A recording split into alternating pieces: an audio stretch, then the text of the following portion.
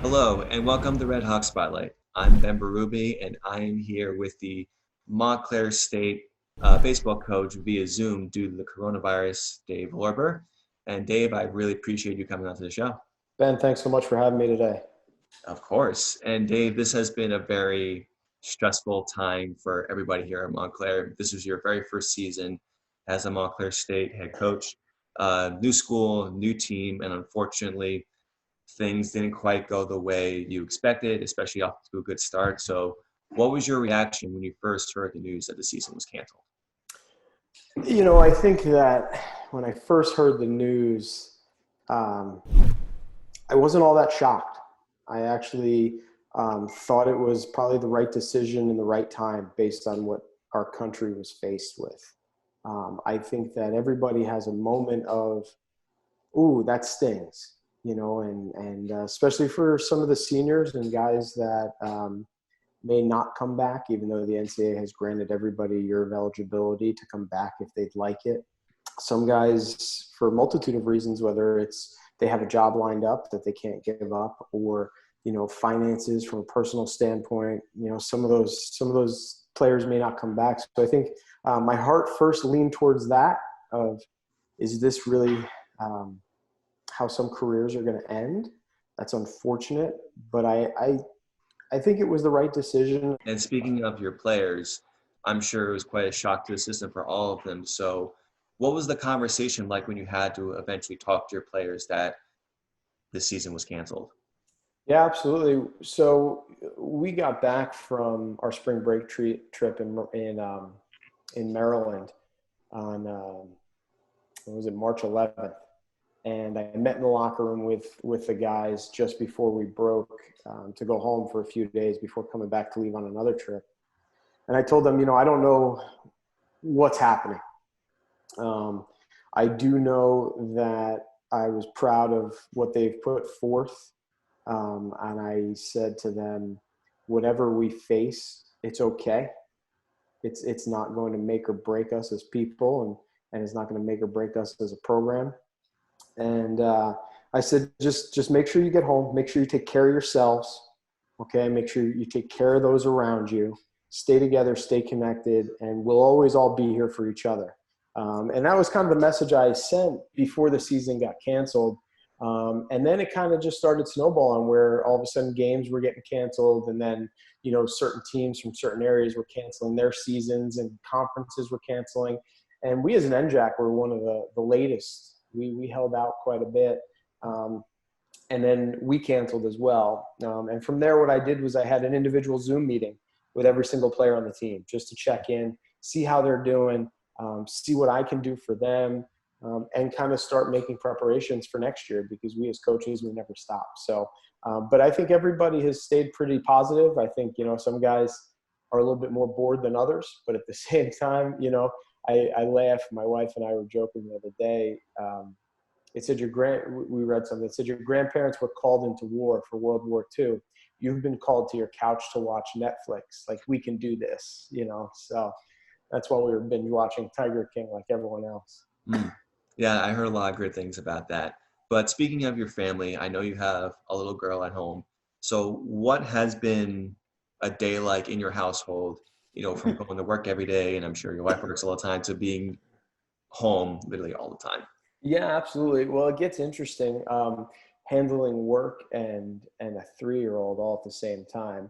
I was actually doing emails while baking cookies this morning. So there's that. I was setting our fall schedule all while trying not to burn the cookies. So, listen, you can look at it in a multitude of ways. This is probably the most my family, my wife, and my daughter have seen me in a March ever since I started dating my now wife, and obviously since I had my daughter. I'm usually on the road quite a bit, or gone. So I look at it as a positive. I'm home. I get to see my daughter grow up a little bit. Is there stressful moments? Absolutely.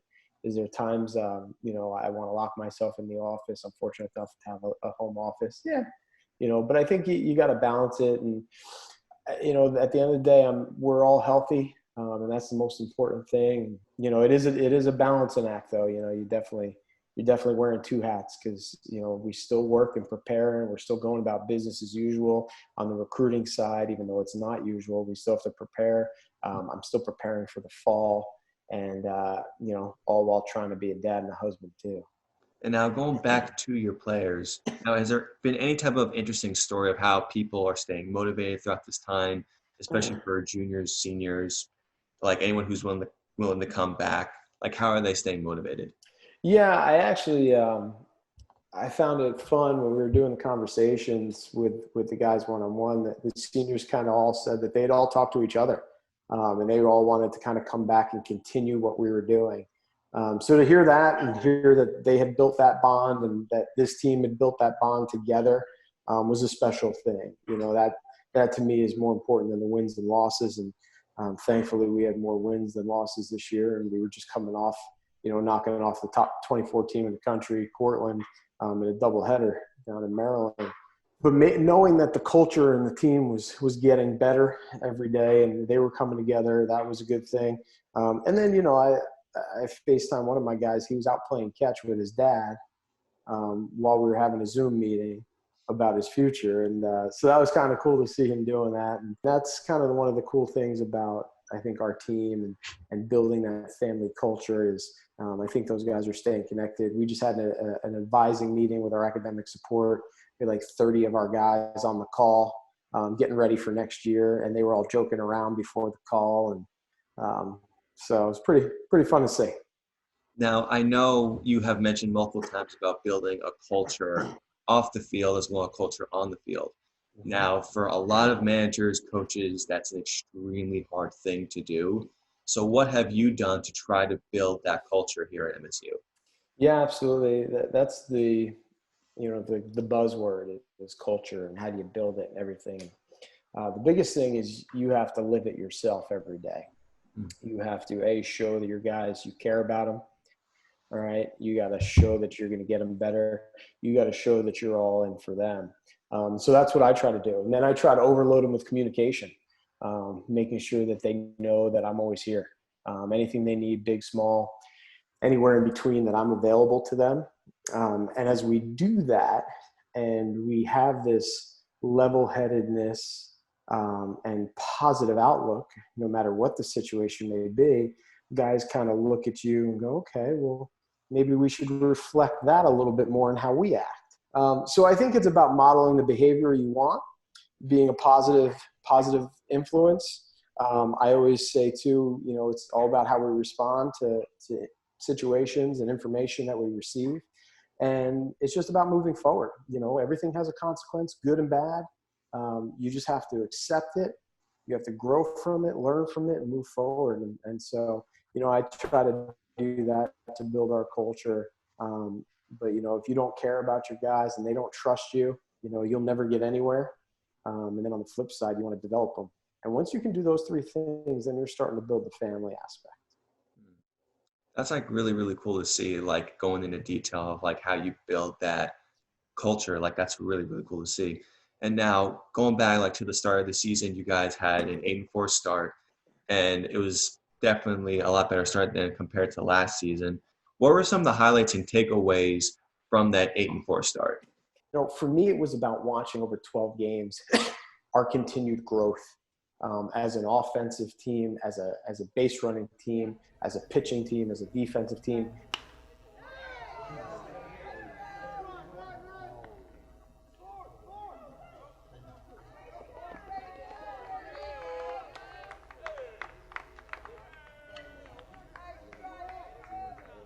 And I told the guys in the beginning, we were on a real baseball field one day to scrimmage Raritan Valley Community College before we played our first game against Catholic.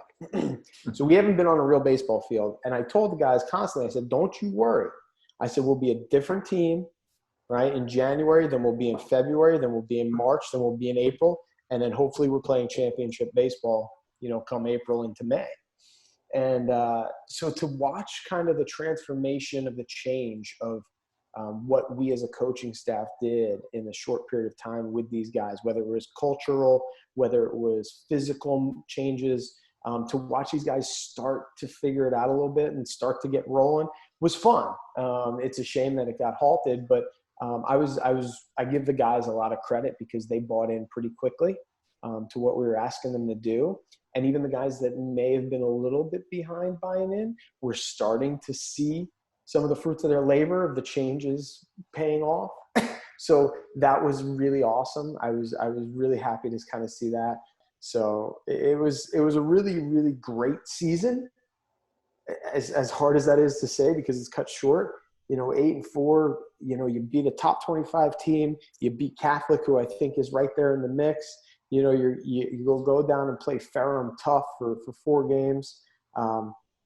It was fun. And the only shame of it is you don't see how it kind of plays out in conference. Now I want to take it back a little bit to like your history. And you actually played baseball at Central Connecticut State.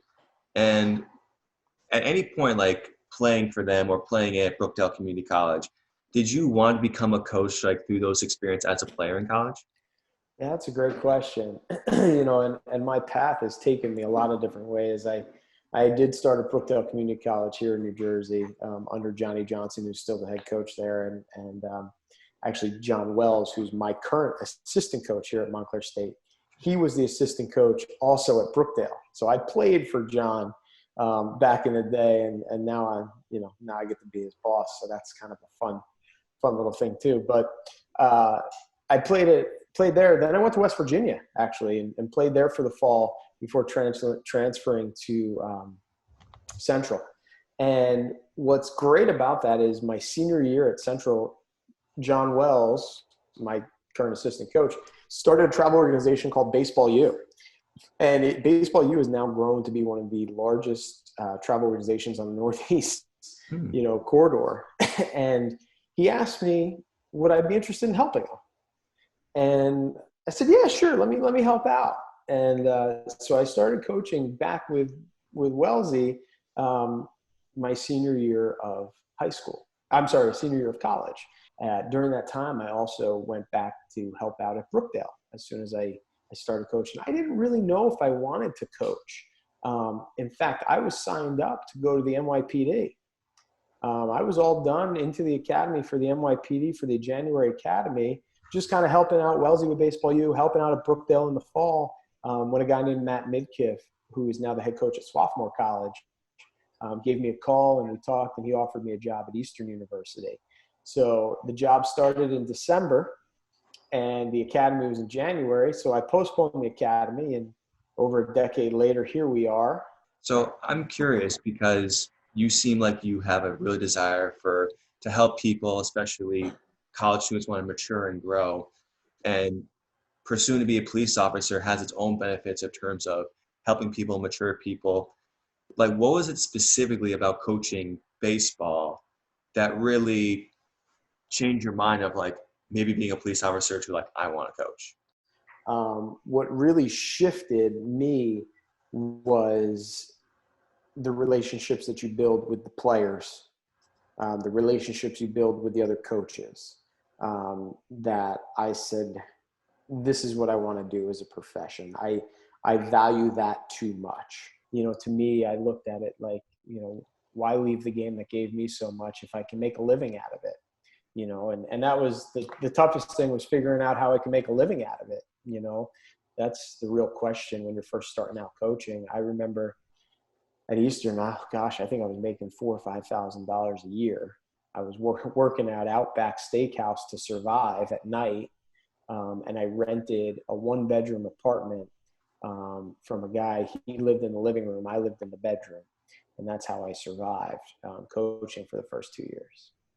Wow, that must have been, I can't imagine, like that's just so hard like, to find, like to maintain a lifestyle like that. Like, you go all in. What? You go all in, you bet on yourself a little bit, you try it, and you're better off for those experiences. From there, I went on to Felician College in North Jersey and was there for a year. And then I took a shot on a volunteer job, no paid job at Stony Brook, and I was there for a season. I was fortunate. Those guys were great. I was making no money there, just helping out with camps. And then I went to, George Washington University as my first full-time job. So you're looking at basically like 5 years of part-time work to even get a full-time job before I really, even had benefits. And even then I wasn't making a lot of money. So it is a grind of a career. I would tell anyone who's interested in it, it's very rewarding. It's not lucrative, but it's rewarding. And you really have to figure out early how you're going to survive and make it work. And but when you do, and you can get through these moments, and your happiness comes from serving other people and being around the game and teaching and learning. And that's where you're rich. Dave, thank you so much for joining us today on this episode. Ben, thanks. I'm Ben Berube from Red Hawk Spotlight.